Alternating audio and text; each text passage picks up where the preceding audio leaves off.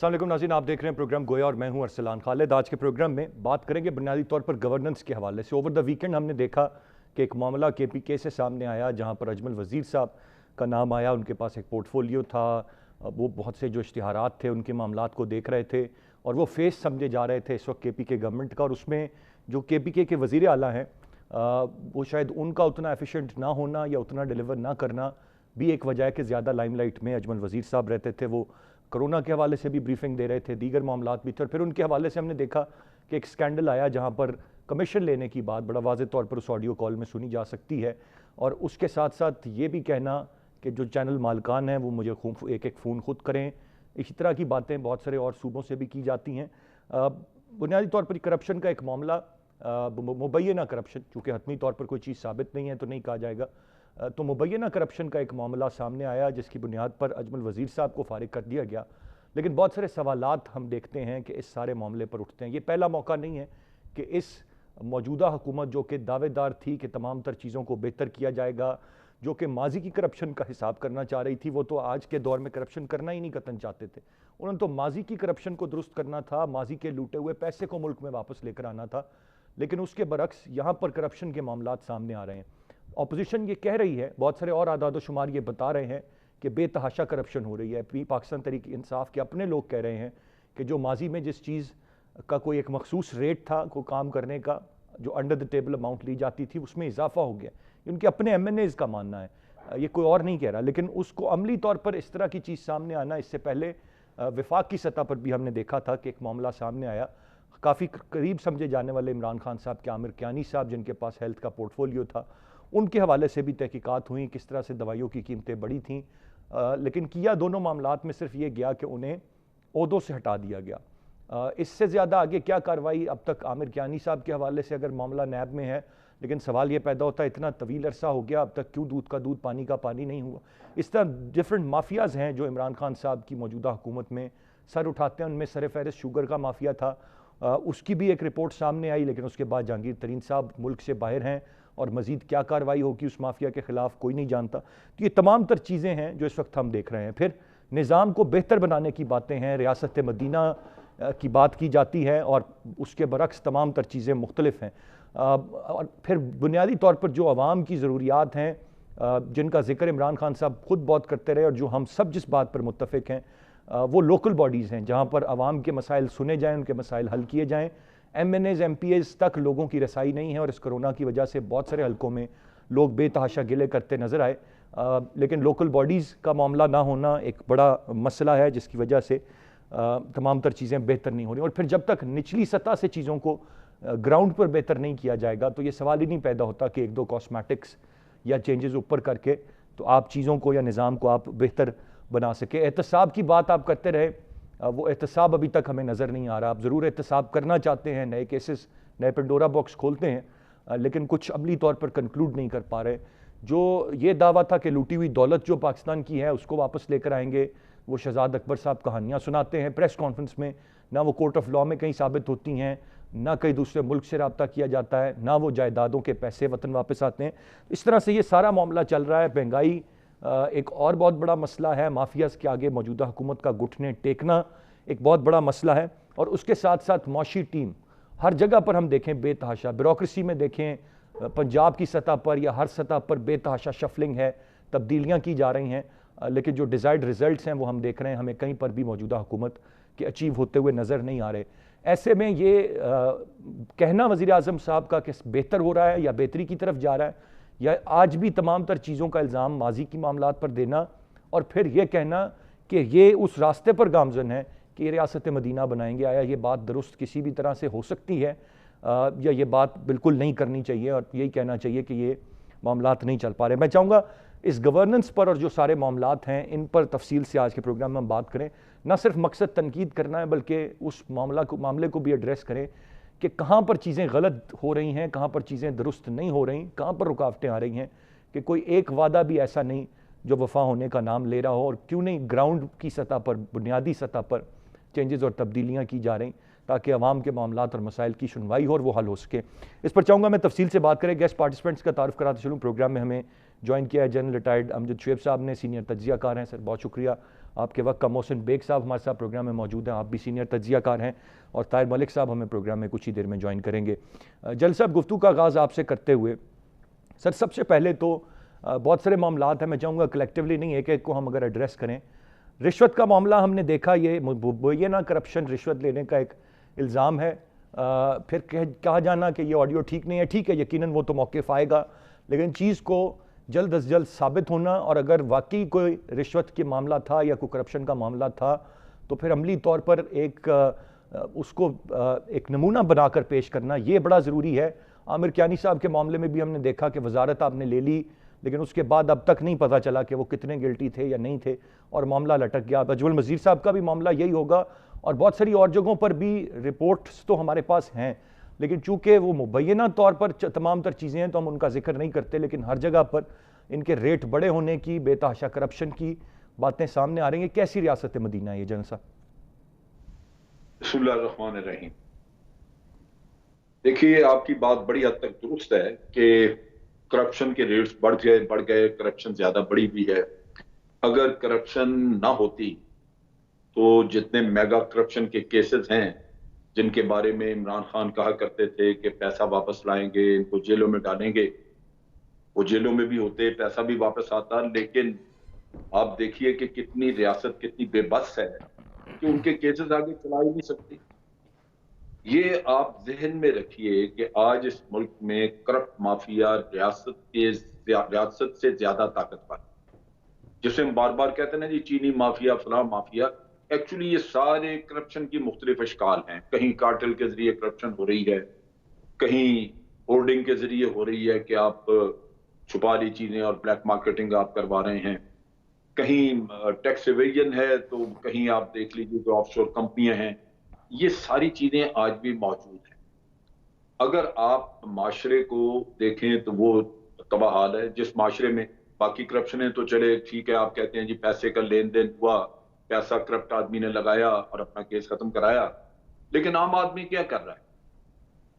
کیا جی جنرل صاحب، آج کل آپ دیکھیے کہ اگر کسی نے کہہ دیا کہ جناب زندگی بچانے کے لیے فلاں دوائی کورونا کے لیے ضروری ہے، تو اگلے دن اس دوائی کا جو ٹیکہ، جو انجیکشن 10,000 کا مل رہا تھا، وہ جا کے 2 لاکھ کا ہو۔ اگر کسی نے ویسے ہی کہہ دیا کہ یہ جو سنا مکی ہے یہ آپ کو چاہیے، یہ اس کے لیے ٹھیک ہے کورونا کی بیماری کے لیے، تو جناب وہ 200 روپے کلو بک رہی تھی، وہ 4,500-5,000 روپے کلو۔ تو یہ کیا چیز ہے؟ یہ بھی تو کرپشن ہے نا، کہ رمضان کے مہینے میں آپ 6 گنا قیمتیں بڑھا دیں اور ساتھ عمرے بھی کرتے رہیں، حج بھی کرتے رہیں۔ یہ وہ چیز ہے جو آپ کی جڑوں میں ڈال دی گئی ہے، جو آپ کے رگ رگ میں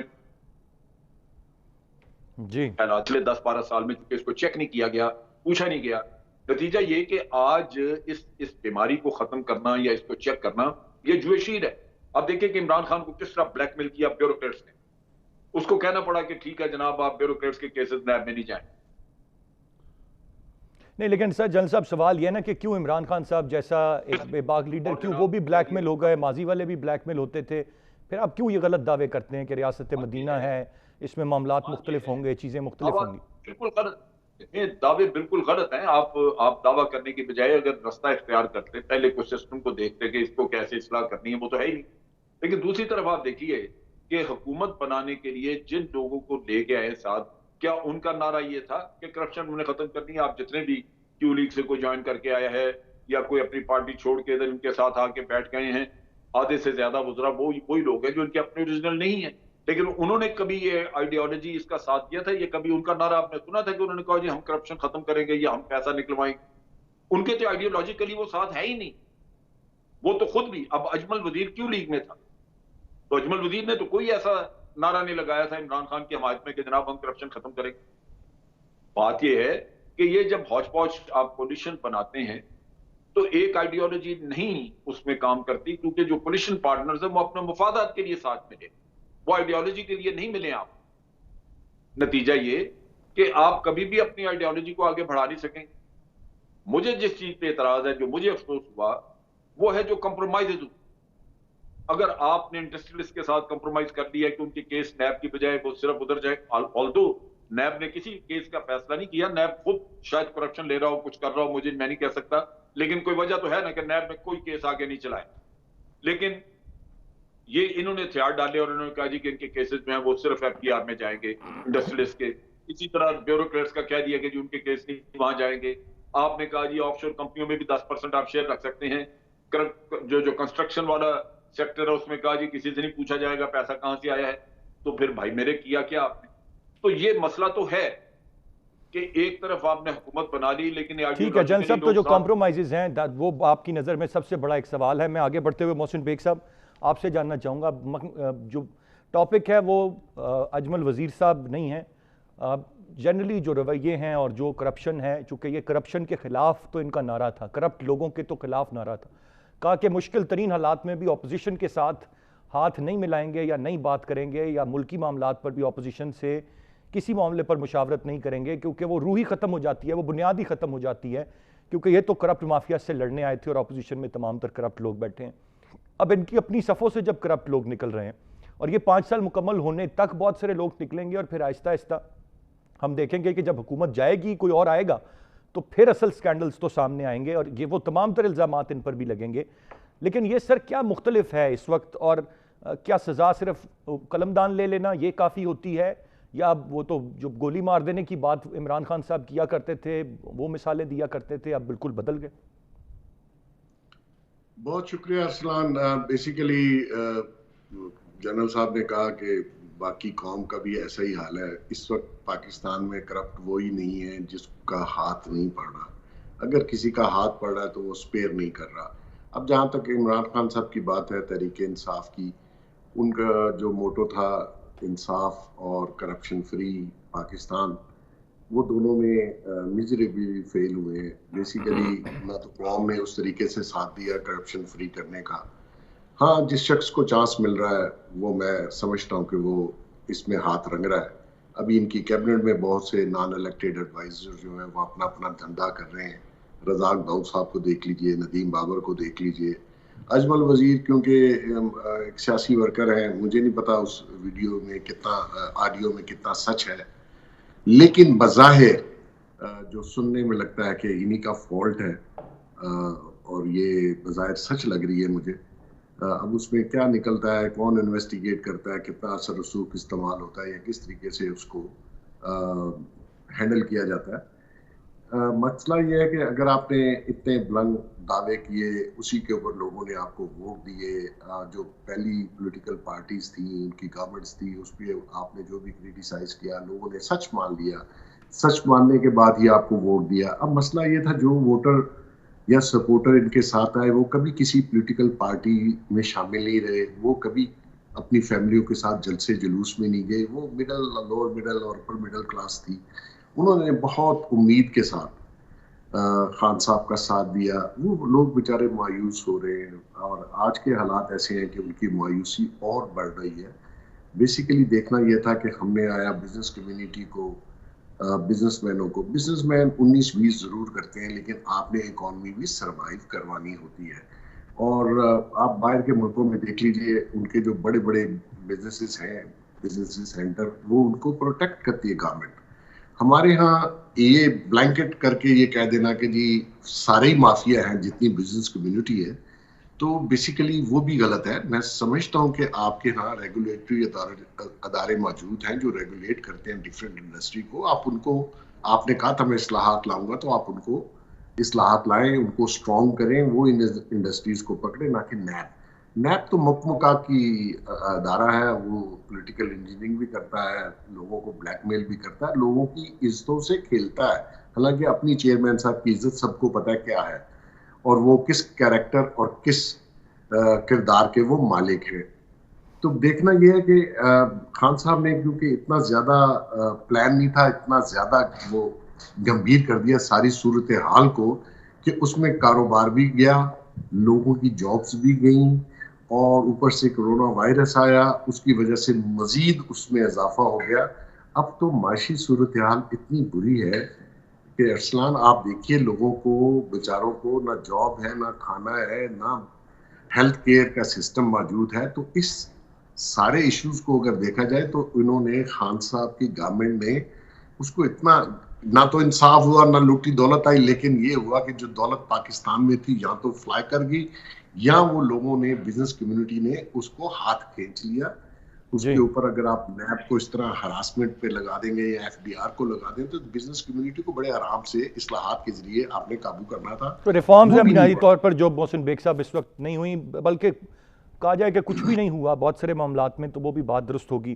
طاہر ملک صاحب، میں آپ سے جاننا چاہوں گا، ایک بڑی کنفیوژن نظر آتی ہے، ہم چونکہ آج پیورلی گورننس پر بات کر رہے ہیں، کبھی عمران خان صاحب کبھی کیا مسلسل جو بات کرتے ہیں وہ ریاست مدینہ کی کرتے ہیں، لیکن پھر انہیں چائنا کا ماڈل بھی بڑا پسند ہے، وہ کبھی اس کا ذکر بھی کرتے ہیں، کبھی وہ کسی اور ماڈل کی بات کرتے ہیں. آپ کو لگتا ہے کہ وزیر اعظم خود کلیئر ہیں کہ وہ کیا چاہتے ہیں اور چاہنے سے زیادہ کیا وہ امپلیمنٹ کروا سکتے ہیں؟ کیونکہ چاہنا تو تب تھا جب وہ اقتدار میں نہیں آئے تھے، چلیں اب جب آ گئے، کلائمیٹائز ہو گئے، دیکھ لیا بیوروکریسی ہے کس طرح چلتے ہیں، اس کے بعد ہی آپ اپنا قبلے کا تعین کر لیتے ہیں کہ آپ نے کون سا ماڈل آپ کروا سکتے ہیں امپلیمنٹ. آپ سمجھتے ہیں کہ اب تک وہ سمجھ پائے ہیں خان صاحب، یا اب تک بھی کنفیوزڈ ہیں اور بلینک ہیں؟ میرا خیال ہے کہ آئیڈیالزم سے ریالٹی تک کا سفر ہے، اور یقیناً یہ سارے ماڈل بہت اچھے ہیں، اور بحیثیت مسلمان جو ریاست مدینہ کا ماڈل ہے اس سے اچھا تو دنیا میں کوئی ماڈل آیا نہیں، اور وہ ہمیں بڑا اس کے ساتھ رومانس بھی ہے، آئیڈیلائز بھی ہے. اور دوسرا جو ملک چائنا صاحب، کی یہی وجہ تو نہیں ہے کہ ایک پاپولر نعرہ صرف لگا دیا اور مقصد وہ نہیں تھا؟ چائنا نے بھی 25 سال میں جو ترقی کی ہے وہ دنیا میں وہ بہت اس کی کم مثال ملتی ہے. تو یہ جو آپ نے جو ابھی سوال کیا ہے، یہ کہ جو پاپولسٹ لیڈر ہیں دنیا میں اس وقت، ٹرمپ، مودی، عمران خان، اردگان، تو یہ پاپولزم کے سارے چلنا چاہتے ہیں، پولیٹیکل پوائنٹ سکورنگ کرنا چاہتے ہیں، جنرل ریفارم یا گورننس میں انٹرسٹڈ نہیں. جو بات ابھی جنرل صاحب نے بڑے اچھے نکات اٹھائے اور محسن بیگ صاحب نے، دیکھیں 12 بجے پیٹرول پمپ پہ پیٹرول ہے، 10 روپے سستے والا 12:01 پہ نہیں ہے، تو یہ گورننس فیلئر کہلائے گا نا. اور آٹا اگر مہنگا ہو جائے، چینی مہنگا ہو جائے، یہ عمران خان صاحب ٹاک شوز میں قوم کو شعور دیتے تھے کہ دیکھیں بنیادی ضرورت کی جو چیزیں ہیں، غریب آدمی کی آٹا، گھی اور چینی مہنگی نہیں ہونی چاہیے، امیروں پہ ٹیکس لگنا چاہیے. تو یہ سمپل اکنامکس ہے اور پیورلی گورننس کے مسائل ہیں. مافیاز ہیں، لیکن ہمیں ریاست کو اور حکومت کو طاقتور بنانا ہے.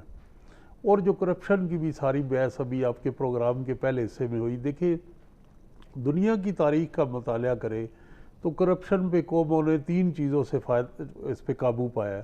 سب سے پہلے رول آف لا، اس کے بعد ایک مضبوط پارلیمنٹ، آزاد عدلیہ اور میڈیا. جس حکومت میں یہ چاروں چیزیں کمزور ہو اس حکومت میں کرپشن بڑھتی ہے. نہ ہم نے میڈیا کو طاقتور کیا، نہ پارلیمنٹ مضبوط ہوئی، اور عدلیہ کی مضبوطی یا آزادی کے اوپر تبصرہ نہیں کرنا چاہیے، اس کے فیصلے بولتے. تو اس کے علاوہ اگر دن رات ہم یہ گردان کرتے رہے تو اس سے کرپشن کا انڈیکس جو ہے وہ معاشرے کے اندر جو پرسپشن ہے وہ تبدیل نہیں ہوتی. اور یہ ایک ایشو ہے جیسے کہ اکانومی کے لیے کوئی ایسا واضح مؤثر پلان نہیں تھا، اور پھر انہیں اسد عمر صاحب کو تبدیل کرنا پڑا. اب ہم کووڈ کے زمانے میں، اور جب آپ کا پروگرام ہو رہا ہے، سمارٹ لاک ڈاؤن سے دنیا کی بہت ساری معیشتیں کھل رہی ہیں، اور جو اکانومیز ہیں اسکینڈینیوین، چائنا، امریکہ سے، ہم نے معیشت کی بحالی کے لیے کن کن سیکٹرز کو کیا انسینٹیو دینے ہیں، ان کی فائنانس منسٹری اور ماہر معاشیات اس پہ غور کر رہے. ہم نے ابھی تک حکومت کا ایک اچھا اقدام ہے کہ انہوں نے احساس پروگرام کے لیے پورسٹ آف دا پور تک کیش پہنچایا ہے، لیکن اکانومی کیسے ریوائیو ہوگی، جام پہیہ کیسے چالو ہوگا، مختلف سیکٹرز. اب 2 دن پہلے میں مثال دوں کہ ہوٹل انڈسٹری نے اور شادی ہالوں نے فیض آباد پہ مظاہرہ کیا. اب آپ ایک SOPs جہاں لا رہے ہیں وہاں ان کے لیے بھی لے. دبئی میں دوسرا ہم نے دیکھا ہے کہ ٹیک اویز کھل گئے ہیں، یا کتنے کسٹمر آ سکتے ہیں، یا کون سی ایسے سوشل ڈسٹینسنگ کے SOPs ہیں اور احتیاطی تدابیر ہیں جس کے ساتھ. تو اسی طرح بہت سارے سیکٹرز ہیں جہاں پہ ہمیں حکومت نہیں نظر آ رہی کہ وہ کیسے بزنس کو ریوائیو کرے گی. صحیح. وہ تو یہ ایک بہت بڑا کرائسس ہے. یہی نہیں واضح کہ عمران خان صاحب کس طرح کا لاک ڈاؤن چاہتے تھے، ملک میں لاک ڈاؤن رہا کس طرح کا، اور آئیڈیلی ہونا اب کس طرح کا چاہیے. تو تینوں چیزیں ہمیں تھرو آؤٹ واضح نہیں ہے یہ کہ اب بھی گورننس سے ریلیٹڈ ہے، ڈیکریز ہو رہے ہیں جی. اب دفاتر کھل گئے ہیں، ہماری یونیورسٹی کھل رہی ہے. میں آج آپ کو ایک مثال دوں، دو ہمارے پینلسٹ معزز ہیں، میٹرو بس اور پبلک ٹرانسپورٹ نہیں کھلی. دفتروں میں جو ہمارے چپڑاسی، کلارک، جو نائب قاصد ہے، کلاس 4 کے ملازمین ہیں، پبلک ٹرانسپورٹ ہے نہیں، اور گورنمنٹ نے سمجھا ہے کہ وہ اپنی ذاتی گاڑی کے مالک ہیں، وہ پہنچے، وہ بیچارے خوار ہو کے پہنچتے ہیں دفتروں میں. یہ تمام تر چیزیں ہیں سر، یہ مسائل ہیں، ایک نہیں کئی مسئلے ہیں. لیکن اس وقت ایک بریک کی جانب میں بڑھوں گا. بریک سے واپس آ کر اس وقت جو ایک عمران خان صاحب کا ایک موقف ہوتا تھا وہ یہ کہ وہ ہیومن ڈیولپمنٹ پہ پیسہ لگنا چاہیے، صحت پر پیسہ لگنا چاہیے، صحت کی سہولیات ملنی چاہیے، تعلیم کا نظام بہتر ہونا چاہیے، جو ہیومن ڈیولپمنٹ ہے وہ ہونی چاہیے. وہ بڑا خلاف تھے میٹرو بسز کے، جنگلہ بسز کے، اور وہ کہتے تھے یہ کیا موٹر وے بنا دی اور یہ وہ. گو کہ نون لیگ جو ہے وہ بڑے بڑے اس طرح کے میگا پروجیکٹس کرنے کی وجہ رکھتی، ایک شہرت رکھتی ہے، اور وہ ڈیلیور کیے بھی گئے. مبینہ کرپشن کے الزامات ان میں ہیں کہ جی کک بیکس لیے گئے، لیکن سیٹنگ ڈیم اسائیڈ ایک چیز اگر کہا جائے کہ صرف لاہور تک ہی پنجاب میں ترقی ہوئی تو ایسا نہیں ہے. اور شہروں میں بھی لاہور میں کمپیریٹیولی زیادہ ہوئی، لیکن اس کی آبادی کے ریشو کو دیکھتے ہوئے وہاں پر چیزیں ساتھ ساتھ ہوتی رہیں، پروجیکٹس بڑا ریکارڈ ٹائم میں کمپلیٹ ہوتے رہے. اس کے بالکل برعکس اس وقت کی صورتحال ہے. بریک کے بعد ہم اس پر بات کرتے ہیں، ساتھ رہیے.